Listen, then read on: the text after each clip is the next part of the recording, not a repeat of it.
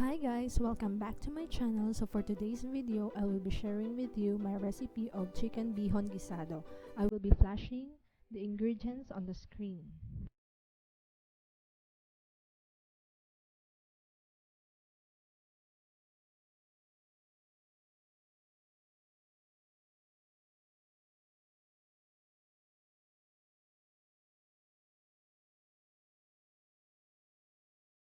So first step is you need to heat the pan and then you put a generous amount of oil.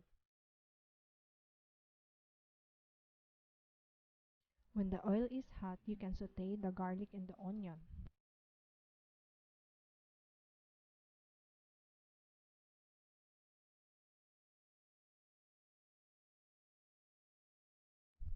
When it's light brown, you can now add the meat.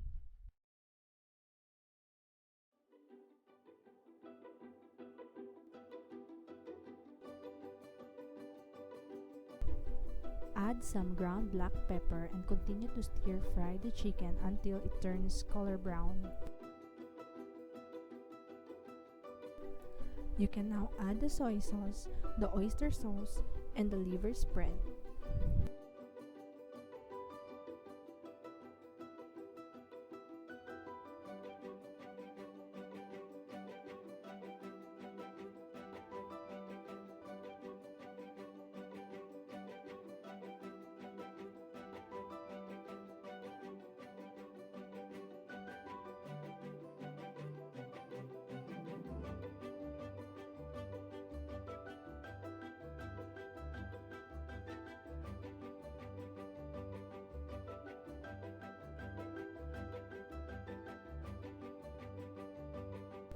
Simmer it for about 3 to 5 minutes so that all the flavors will be concentrated.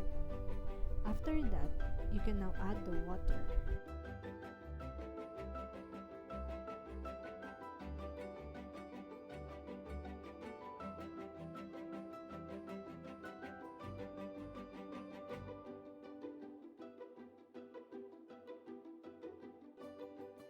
The next is cover the pan and bring it to boil.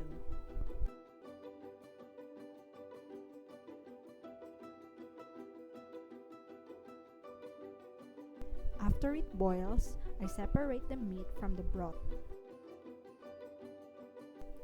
You can now soak the bihon into the broth.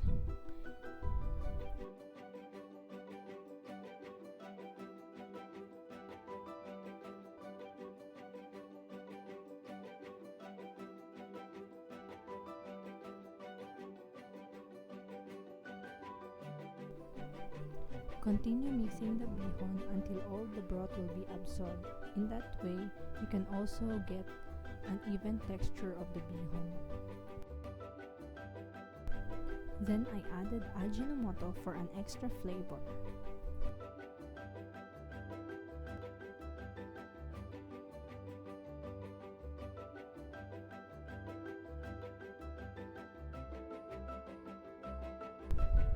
Mix it well and add the chicken, the carrots, and the cabbage.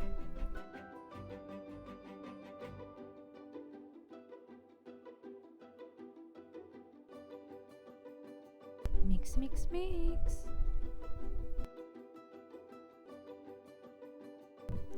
And we are done! Thank you for watching guys. Till next time, bye!